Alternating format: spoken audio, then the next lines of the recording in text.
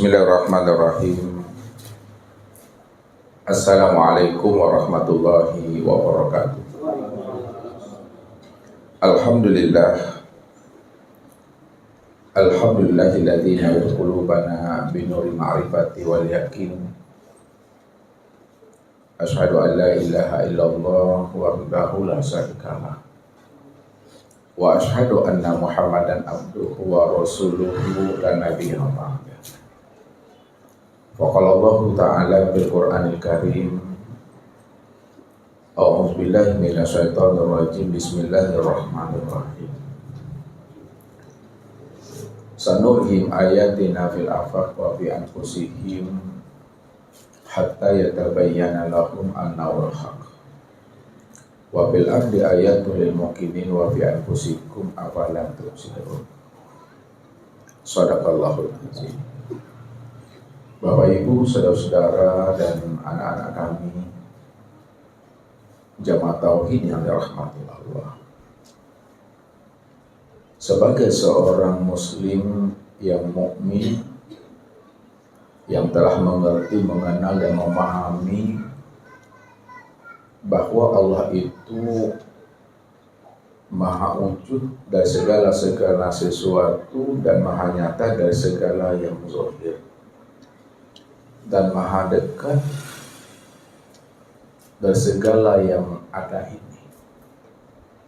Kalaulah Allah itu maha wujud dari segala sesuatu dan maha nyata dari segala yang zahir dan maha dekat dari segala yang ada, tentu kita bisa melihat dan menyaksikan akan kewujudan dan kezahiran Allah itu yang nyata pada segala yang ada ini.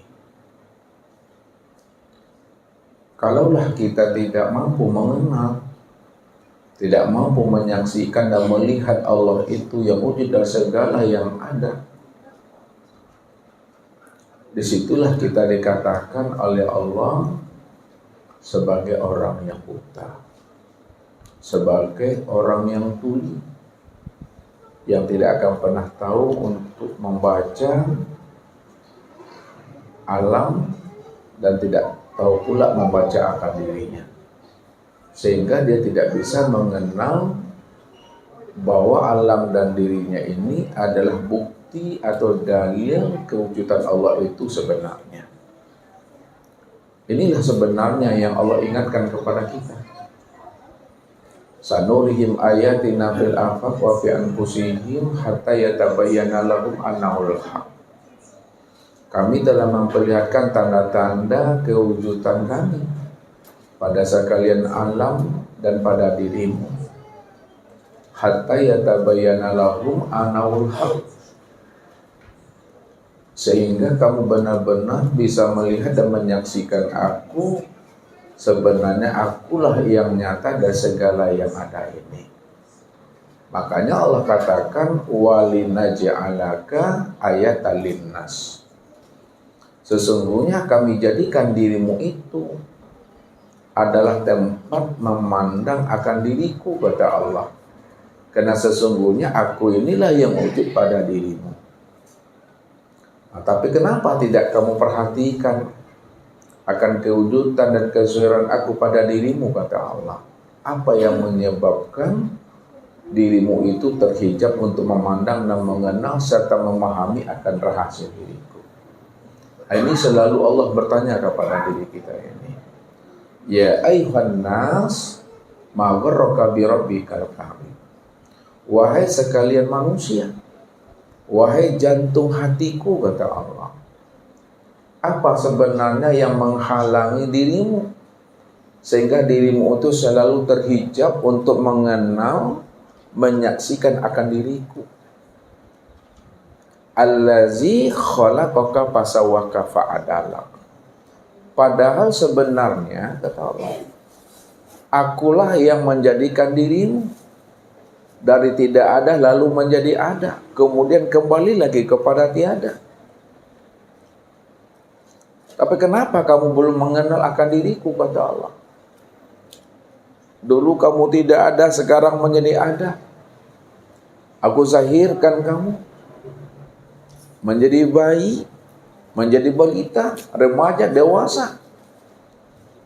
Dahulu kamunya anak-anak, sekarang sudah menjadi bapaknya anak-anak. Tapi kenapa kamu belum mampu juga mengenal akan diriku, kata Tuhan. Makanya orang-orang yang tidak mampu mengenali akan Tuhan yang wujud pada dirinya, inilah sebenarnya yang Allah utarakan itu summum bukmun umyun fahum la ya'qilun. Mereka lah orang yang tuli, orang yang buta, orang yang bisu, yang tidak akan pernah tahu jalan pulang dan kembali kepada aku. Maka buta, tuli dan bisu itu bukanlah buta tuli yang zahir, bukan butanya mata, bukan tulinya telinga. Tetapi yang Allah katakan buta dan tuli itu adalah ruhani, adalah jiwa itu.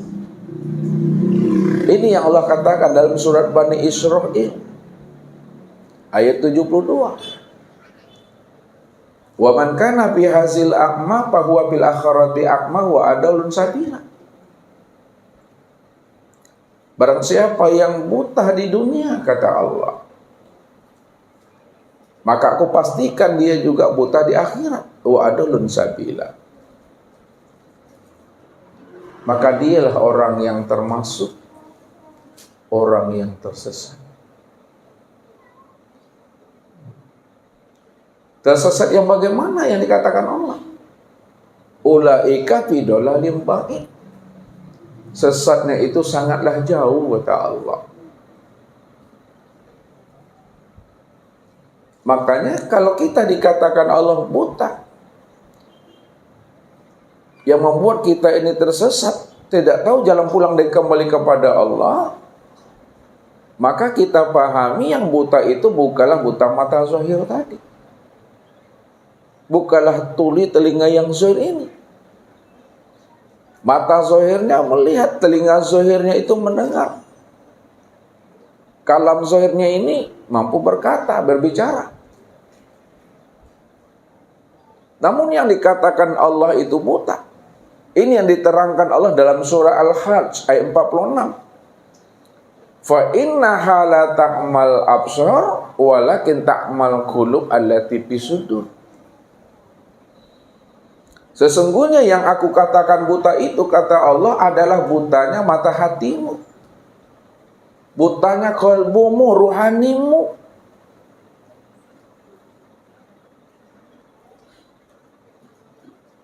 Untuk mengenal akan diriku, kata Allah. Maka orang yang tidak mengenal akan diriku waktu hidup di dunia, maka di akhirat pun dia juga tidak pernah bisa mengenal aku. Siapa yang tidak bisa mengenal aku di waktu hidupnya, maka di waktu matinya pun dia juga tidak bisa mengenal aku. Wa adallun sabila. Itulah orang yang tersesat sebenarnya. Bagaimana kita akan memulangkan diri ini kembali kepada yang punya rahasia diri, kalau kita tidak mampu mengenali akan sejati diri kita? Maka di dunia inilah, selagi kita masih dalam keadaan hidup, maka perbuatlah jalan pulang dan kembali kepada Allah dengan cara mengenali diri kita ini. Siapa diri kita ini yang sebenarnya?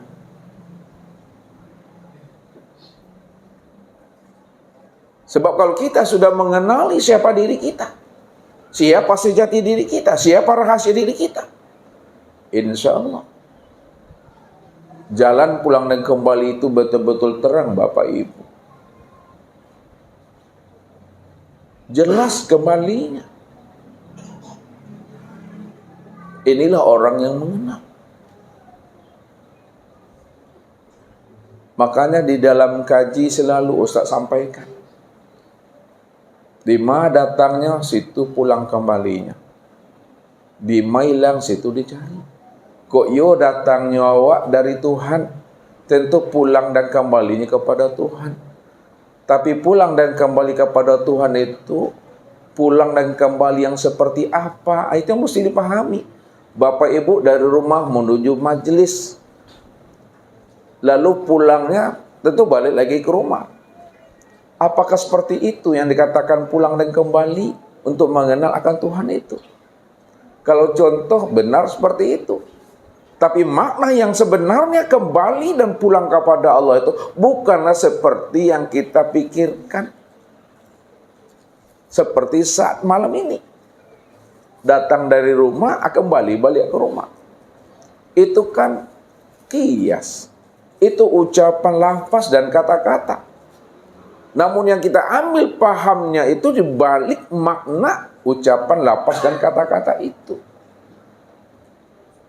Jadi malam ini akan kita coba untuk menelusuri kembali makna pulang dan kembali itu sebenar-benarnya.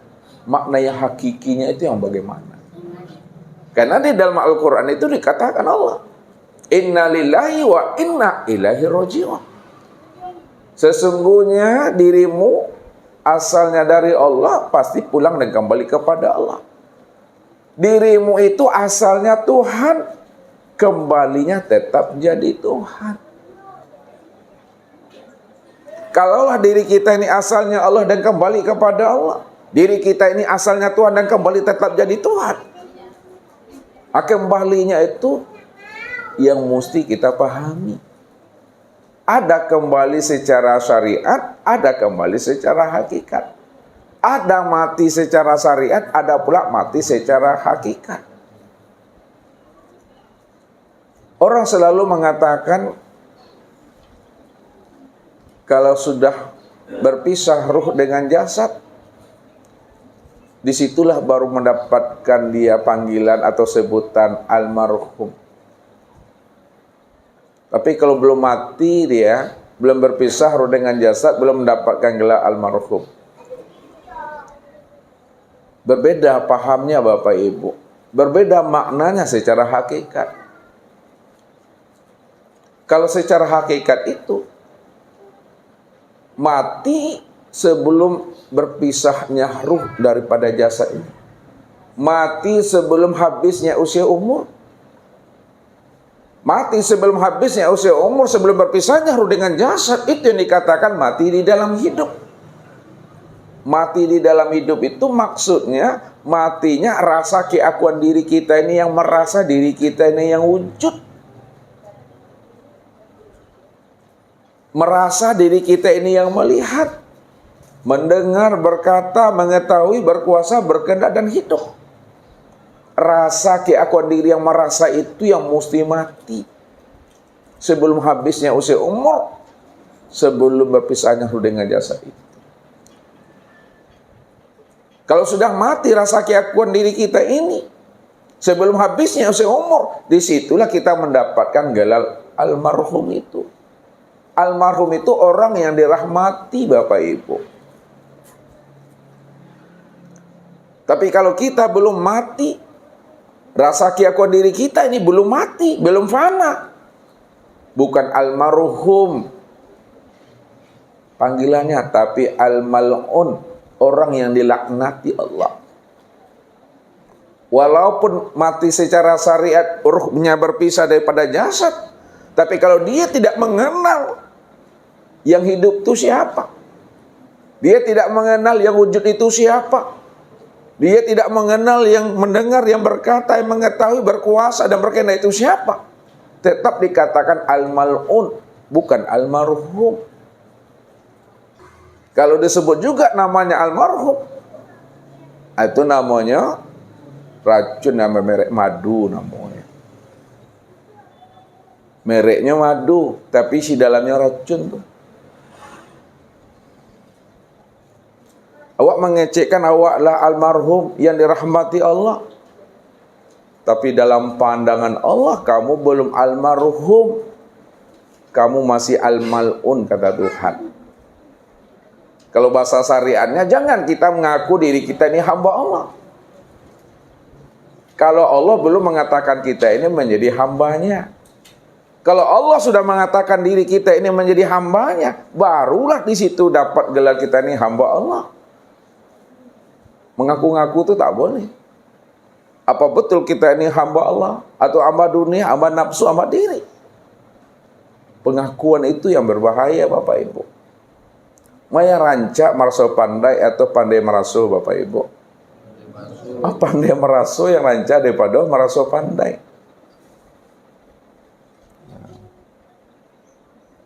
Ini yang mesti dipahami supaya kita ini tidak tergelincir dalam menjalankan cerita dan sandiwara Allah itu. Bagaimana kita bisa selamat dunia sampai akhiratnya? Maka kenalilah akan diri kita ini. Siapa yang bersungguh-sungguh untuk mengenal akan rahasia dan sejati dirinya, pasti dia akan sampai kepada aku, kata Allah. Ini jawaban Tuhan. Ya ayyuhal insan innaka kadihun ila rabbika kadahan famulaki. Wahai jantung hatiku, manusia,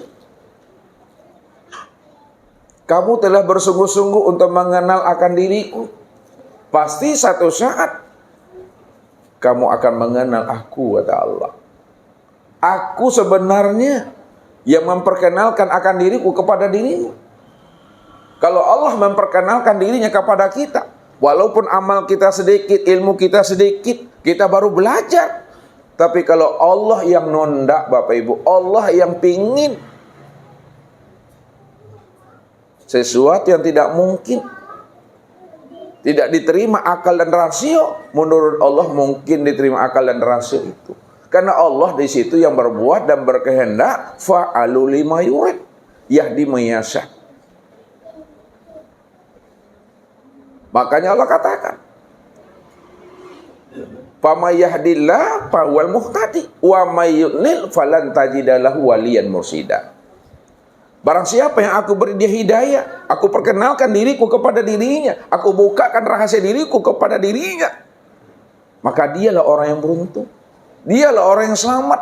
Dialah orang yang mendapatkan rahmat dan kasih sayang aku, kata Allah. Maka pantaslah Nabi dan orang-orang arifin, orang-orang arif billah, selalu mengatakan apa? Araftu rabbi bi rabbi. Aku kenal Tuhan itu karena Tuhan. Aku kenal Allah karena Allah. Bagaimanapun kita bersungguh-sungguh melatih diri kita ini, bersyariat, bertorikat, berhakikat dan bermakrifat, berzikir, beruzlah, bertafakur. Kalau Allah tidak mau memperkenalkan dirinya itu kepada diri kita, maka sampai habis usia umur kita, kita takkan pernah bisa mengenal akan Tuhan itu. Tapi kalau Allah mau memperkenalkan dirinya, walaupun kita mau baru belajar, kita baru masuk Islam, kita baru mengenal agama, pasti bisa. Kenapa? Karena Allah yang berkehendak di situ. Makanya jangan sandarkan pengenalan diri kita kepada Allah itu dengan kekuatan akal pikir. Jangan sandarkan pengenalan diri kita kepada Allah dengan kekuatan amaliah kita, dengan zikir kita, dengan ibadah dan ketaatan kita. Tapi sandarkanlah diri kita, kekuatan akal pikir kita, kecerdasan kita, amaliah dan ketaatan serta ibadah kita, termasuk zikir kita itu hanya kepada Allah. Ini Allah katakan, wa ma tahsya'una illa ayyasha Allah rabbul alamin. Tidak ada yang bisa berkehendak untuk mengenal aku, melainkan atas izin dan kehendak serta maunya aku, kata Allah. Itulah hak petonya Allah itu, Bapak Ibu. Walaupun Allah yang berkehendak dan mau di sana, bukan berarti kita meninggalkan ikhtiar, bukan berarti kita meninggalkan syariat, bukan berarti kita membunuh usaha dan ikhtiar serta semangat kita. Tetap kita bersemangat, berikhtiar, sungguh-sungguh untuk mengenal dan menemui Allah. Mudah-mudahan semangat dan sungguh-sungguhnya kita mengenal dan menemui Allah. Di situ pula lah wasilah jalan bagi Allah untuk membukakan rahasia dirinya kepada kita. Jadi malam ini Bapak Ibu ya, kita akan mencoba mengulang kembali memperhalus bagaimana mengenal diri dan bagaimana pula makna sebenarnya daripada inna lillahi wa inna ilaihi rajiun itu. Jadi untuk mengenal Allah Bapak Ibu ya, itu jalannya adalah melalui mengenal akan diri. Jadi untuk mengenal Allah itu jalannya melalui mengenal diri. Kenapa untuk mengenal Allah itu jalannya mengenal diri? Nah, siapa diri kita ini yang sebenarnya? Diri kita ini sebenarnya dibukakan Allah rahasianya.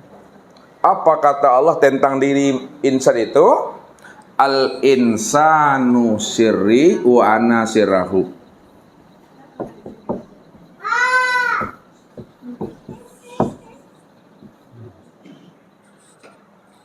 Insan itu adalah rahasiaku wa ana sirrahu, dan dirikulah yang menjadi rahasia insan itu.